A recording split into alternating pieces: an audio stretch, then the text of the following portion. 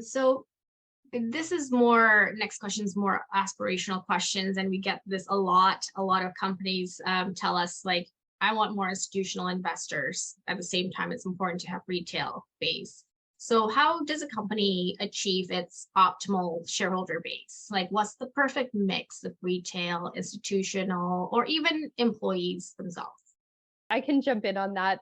This is one of the first questions that we ask our current clients and prospective clients as well, is say, first of all, we're always curious, what does your current investor base look like? And sometimes it's, I have no idea. It's like a rough estimate. And then we actually look at it and it's completely different.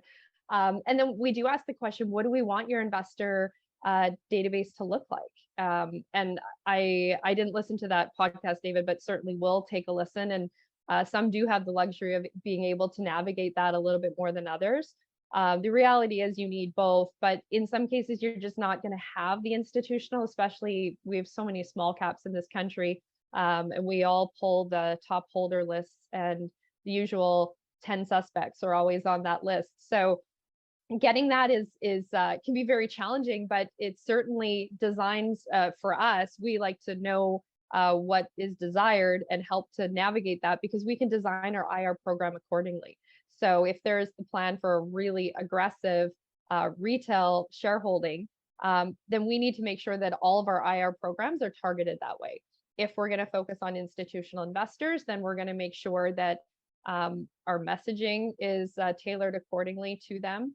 Obviously, the outreach we're going to do, and then we're going to pick and choose very carefully how we're spending our IR dollars and time to build those relationships. And so that'll mean more time with the banks, more time with the analysts, more time attending specific conferences and events with that particular group. So really, really important conversation to have.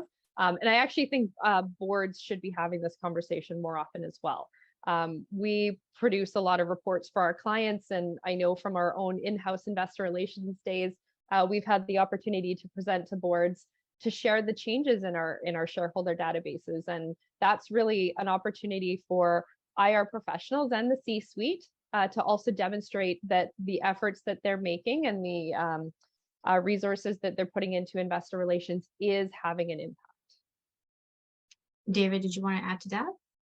Yeah, I mean, that's a great answer. I think, while you always need to be proactive about your shareholder base, it's always the optimal shareholder base is always changing. So it's, in a weird way, it's kind of a retroactive question, or it's always a retroactive question, which is like, okay, at this point in time, what was my optimal shareholder base? So we try to think of it or advise on it more in the way of cost of capital. Whether you need the capital or not, a public company has a fluid and controllable cost of capital, and that cost of capital can either work for you or against you.